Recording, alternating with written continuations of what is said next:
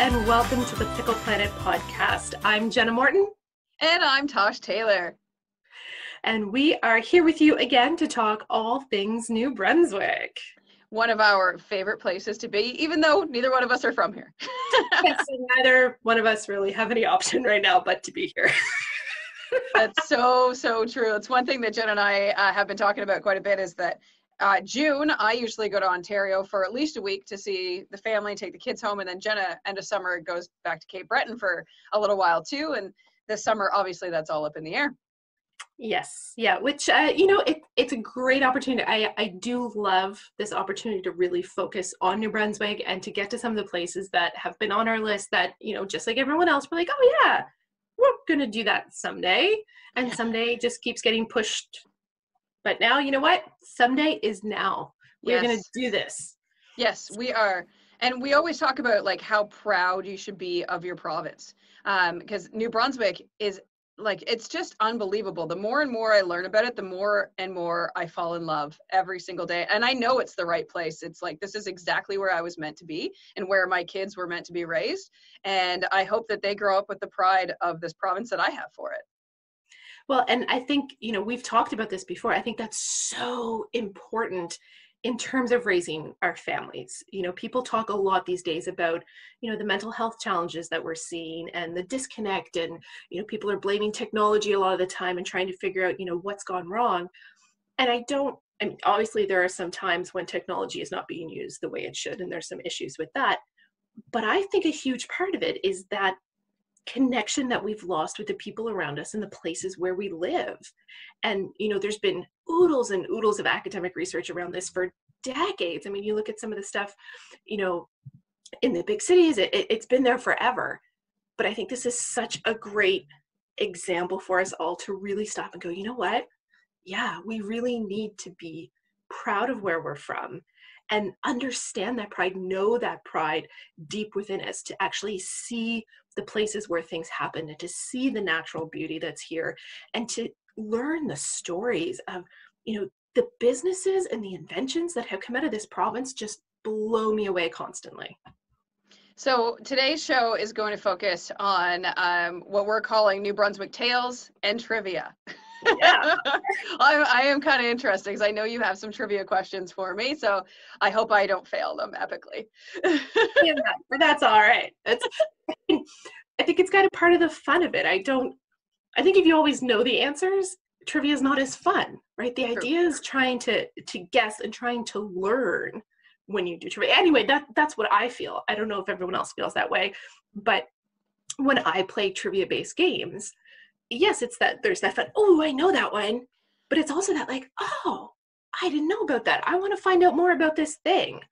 And so I've kind of alluded to it earlier in earlier episodes, but what I've done with my spare time during the past 60 days, which is there's been no spare time, but no. I had this like light bulb moment of something that I was passionate about doing, and so I made some time to do it. And I've been working on a trivia game about New Brunswick, and I'm gonna test it out on you. Oh, so I'm excited. That is the version of it right now. The full version has 420 questions. And is just ready to be copy edited and sent to the printer. And so hopefully like in a month or so, I will get to a point where people can actually purchase this. But for now, it exists with me. I didn't realize you were that far. That's incredible. Congratulations. Yeah, 420 questions. So there are, in the actual game, there are 6 categories. Okay. And so the categories are firsts, because there's a lot of firsts that happen in this province. It's one of the, advantages of being one of the first in Confederation and on the, East Coast. True. Odds and ends, which is just all those fun little real trivial facts. Inventions and innovations. That is one of my favorite categories. People and places, arts and entertainment, and sports and recreation. Oh boy. Okay. So what do you say? We'll do one card, so one from each category. Okay. Okay? Okay. So, got trivia card with the answers. All right. So, we'll start with the firsts. When did New Brunswick become the first and only bilingual province in Canada? Oh, in the 60s? Yeah. Oh, that's as close as I'm gonna get. Yeah, half a point. I feel like it's 67, but I might be off on that. You are 69. Oh, so close. Remember last year there was a lot of talk around the 50th anniversary. That's right. Exact. So Yes. there we go. 1969. Okay. You got 60s. See, you're in the right ballpark. Okay. When did Ganong start selling its Delecto box chocolates? Okay, well, are they not the oldest chocolate manufacturer in the Maritimes? So early 1800s? I'm not giving you any years here, man. I love that part of trivia. Like, I don't Centuries? really know the answer, but I'm going to guess, and I'm going to talk about what I do know. And so, yes, they are one of the oldest. Like, there's just so many things that is so fascinating and fabulous about Ganong and what they've done with the candy industry in North America, even right from here. So their finest chocolates is what the Delecto box is. So it's not one of their first products. It was kind of along the way already. That came out in 1917. 1917, okay. 1917 for the Delecto box, which you can still buy. I saw them yesterday when I was out getting groceries. Wow. Like, that's amazing. More than 100 years they've been producing this same product. Quality. It's incredible. Yeah. Now I'm gonna go buy some. I know. Yeah. All right.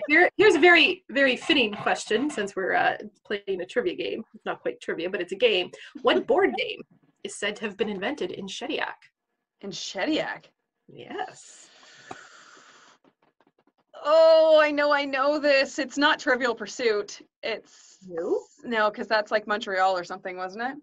No, I don't know. I pass. Tell me. If you'd been watching my Instagram stories over the past couple days, we actually played it on the weekend. Oh, shoot. It's all right. I don't expect people to. It's not part of the trivia game. But Scrabble.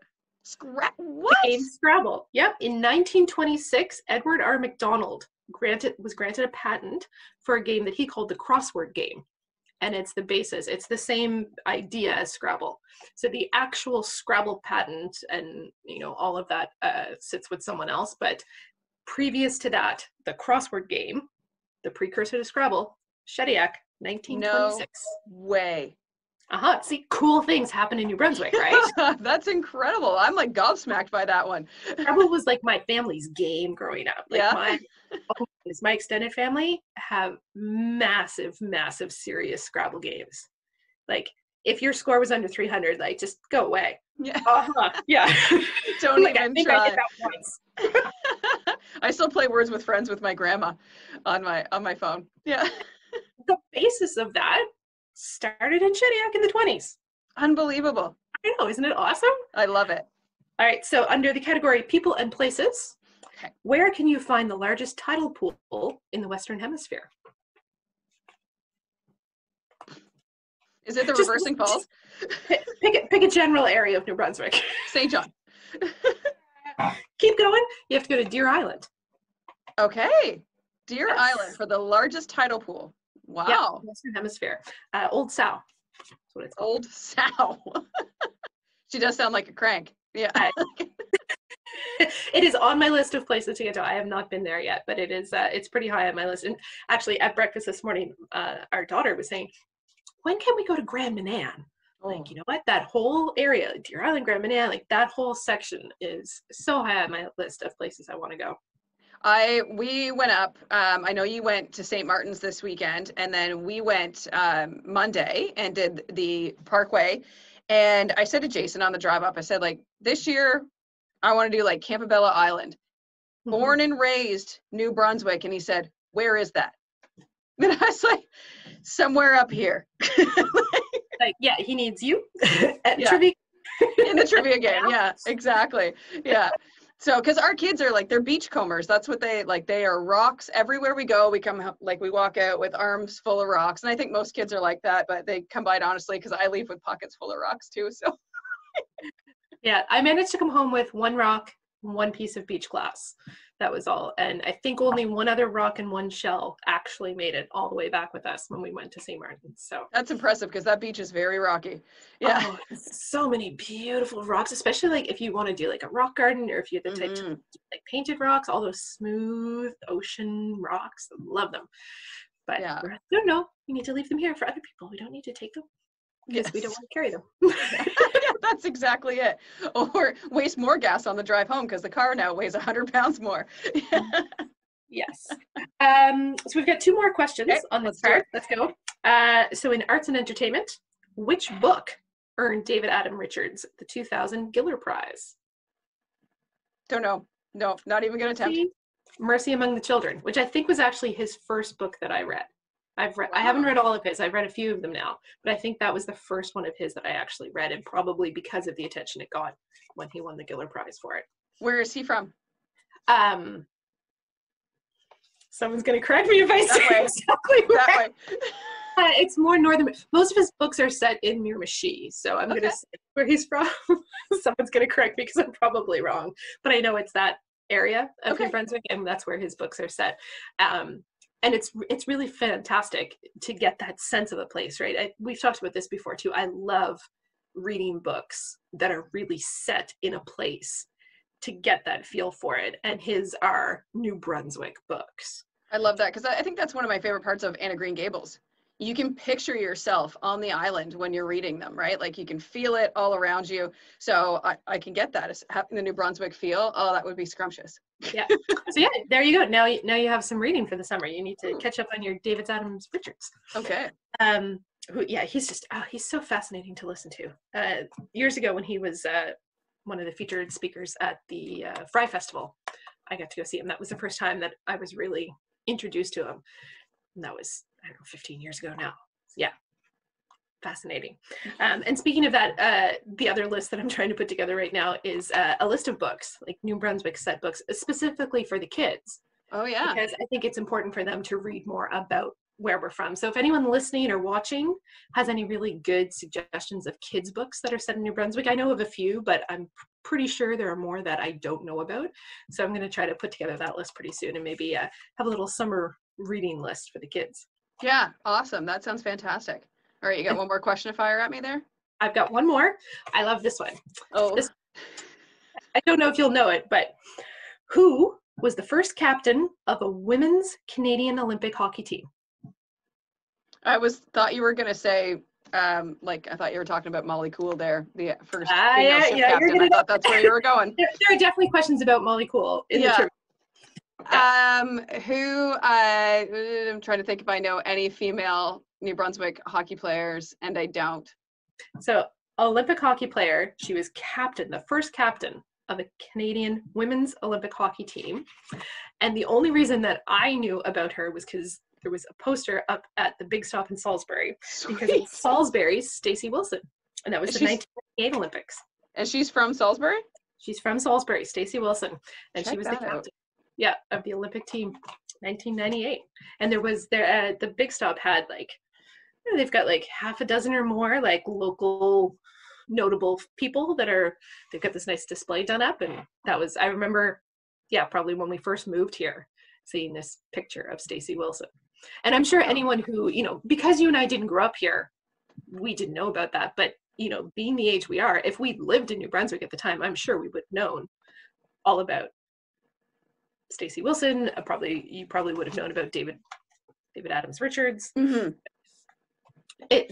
There's a lot of things when you don't live in a place that you don't necessarily know about it. But then there's also a lot in here that are more historical things that I've had one or two other people who are from New Brunswick play it, and they're like, ooh, some of those are rough. Some of those are just like, oh no. Yeah. And Crystal that we had on last week. Yep. On the podcast, Crystal Richard, she and her fiance played the game, and it helped them win trivia night.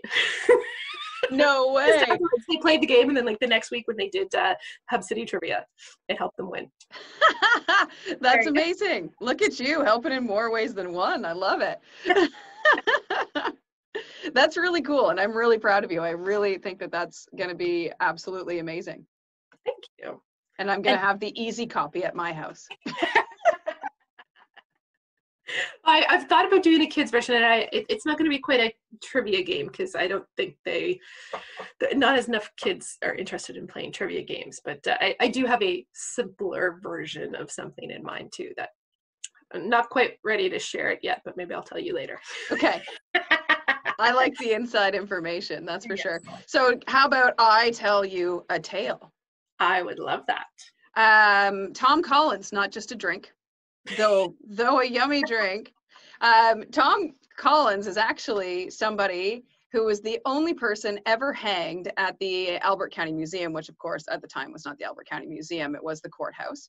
Tom Collins was an English drifter that moved over here back in 1907, give or take.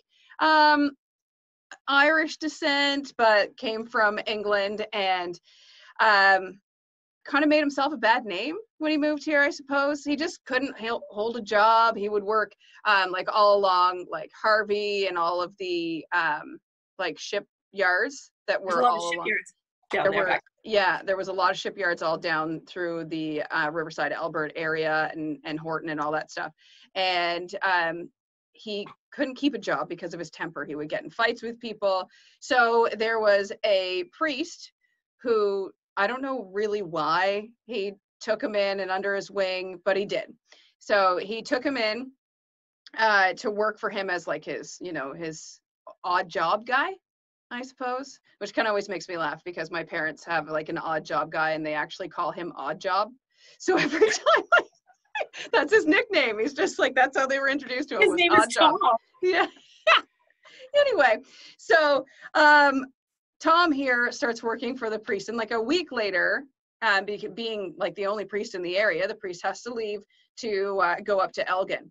So Tom is left at home with the maid of the priest, if you will, who also happens to be his cousin. So he leaves, and she sends Tom off to go fishing, but Tom doesn't go fishing. Tom goes and he chats it up on the banks with people, and when he comes back, I'd say she probably was nagging him about the fact that he didn't catch an awful lot of fish. So she sent him down to the fire pit to go chop some wood. Some say she must have followed him down there to continue nagging him along the way. I could see how tempers would get flared, an older lady telling you what to do. Yeah. But then she was found with an axe in her head.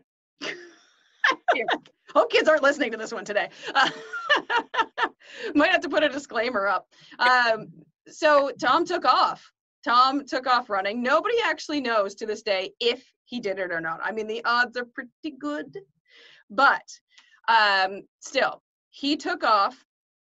For some odd reason, heads in the way of Elgin. So who does he run into? The priest. And tells the priest, "Oh, we've been robbed. We've been robbed. I came to get you. We've been robbed. You need to go back home." So the priest goes home, and that's when they find his maid and all that fun stuff. And long story short, Tom ran. But for some, like back then, you could have jumped on a ship and been gone. Yeah. But for some reason, he like went Elgin way, went St. John way, went St. Andrew, St. Stephen, and I believe it was St. Stephen where he was finally caught. And in his suitcase, which was, by the way, the priest's suitcase, they found the priest stuff, they found Marianne stuff, and they brought him back to justice in Albert County, if you will. And he lived in the gallows for quite some time. And some say he still does. There's lots of stories of Tom Collins still being at the museum, and lots of stories of the museum and how haunted it still is today. But no one knows for sure if Tom ever actually was the one that did it. That's fascinating, mostly because that's one place I still haven't made it.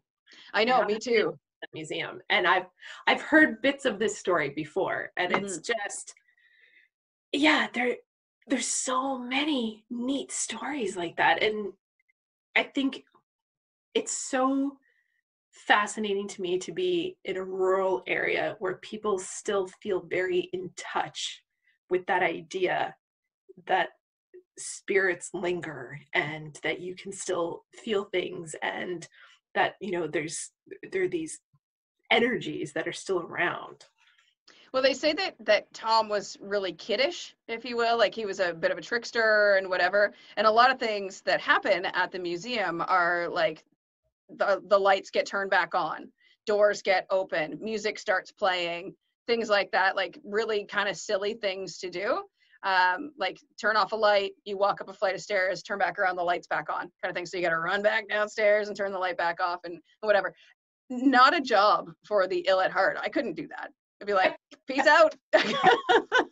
Just one time. Yeah, I think you'd have to be a very particular type of person to be able to work in an environment like that if you're noticing all these things happen. Yeah, hair pulling and no. Yeah, that one would freak me out. Like the lights and stuff, you're like, oh, I'm sure there's some technical. It's an old building. Mm. Yeah, I know. There's a story that I was told of. It was like the summer student's last night on the job, and he was sent upstairs to turn off the lights upstairs. And I guess in one of the landings, because again, I haven't been there, I apologize, there is like a record player. And as he walked down the hall, like the arm moved and the record started playing. Like, I mean, if you've ever used a record player, you know you have to physically move. Yeah. So he ran back downstairs and he said to his boss, he's like, it's my last night. You can't fire me. I'm not going back up there.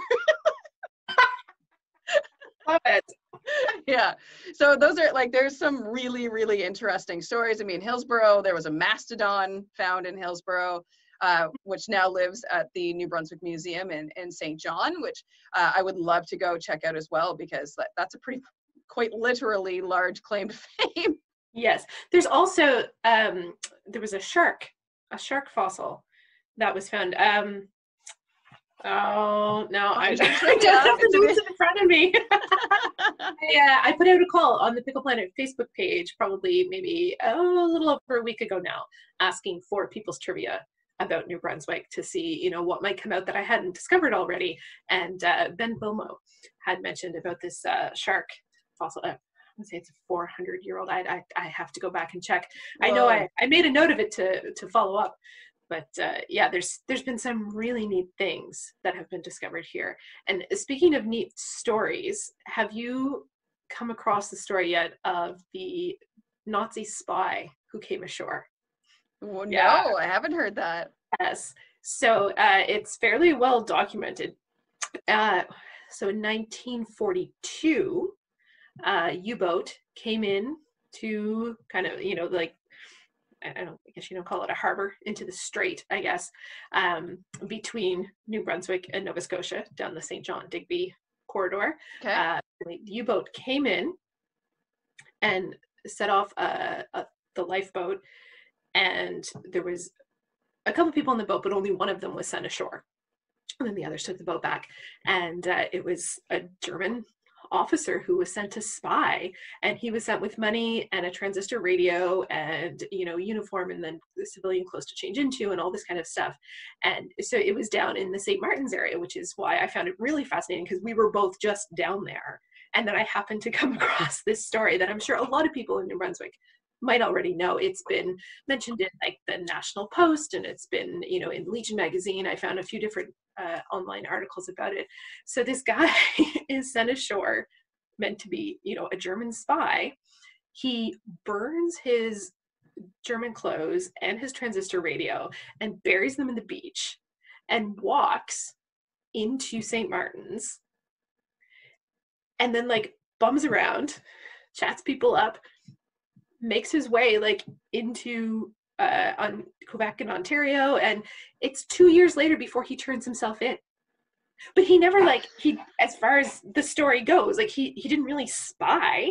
He just took the money he was given and went and lived a life for a couple of years in Canada. And honestly, I can't say I blame him. Like, you know what? And he turned himself in. Like, really? Yeah, but yeah, the U-boats, like, and I think a lot of people who weren't alive at that point in time don't realize how much activity there was on the east coast of Canada, right? Halifax was a major, major shipping hub, and there are so many stories of the U-boats that came, Newfoundland, Nova Scotia, New Brunswick, like they were all over the place. Yeah. Incredible. Oh man, I could talk all day about this, but we have a limited amount of time, so we should wrap up the show today. But before we go, we do want to tell you about, Jenna was talking about her side gig that she's been doing there with the game, which I can't wait to get my hands on a copy. But on top of it, we have decided that this summer, we're not going to take the summer off. We usually take the summer off, but this year we're going to do a cool little summer series focusing right here on New Brunswick. Yes, Staycation Summer. And yeah, we've got, I think 8 episodes already lined up, figured out what we're going to do. And so we are going to bring you all kinds of fantastic details about other places that you're going to want to discover in New Brunswick. And it's going to be so much fun. I can't wait. And if you happen to be listening and you have, a tourism related business or just a business in general that you want to get in on helping sponsor those episodes, reach out because the spots are filling up. And that's going to be the end of season 2. Can you believe it? That summer series is going to wrap up the whole 2nd season of the Pickle Planet podcast. And come the fall, we're into season 3. We're into season 3, and believe you me, Jenna and I have some big plans for season 3. We do. So if you have any ideas about what you want to hear and what you'd like to know more about on the podcast, especially for our 3rd season, be sure to reach out. You can find Pickle Planet Moncton, Facebook, Instagram, send a direct message. You can find Tosh Taylor, same thing, Facebook, Instagram. Send us a message. Let us know what you love about the show, what you'd like to hear more of, and we're going to keep all that good stuff in mind as we plan ahead for the Summer Staycation series and season 3. And season 3. Awesome. Have yourselves a fantastic week. Thanks for listening and for watching.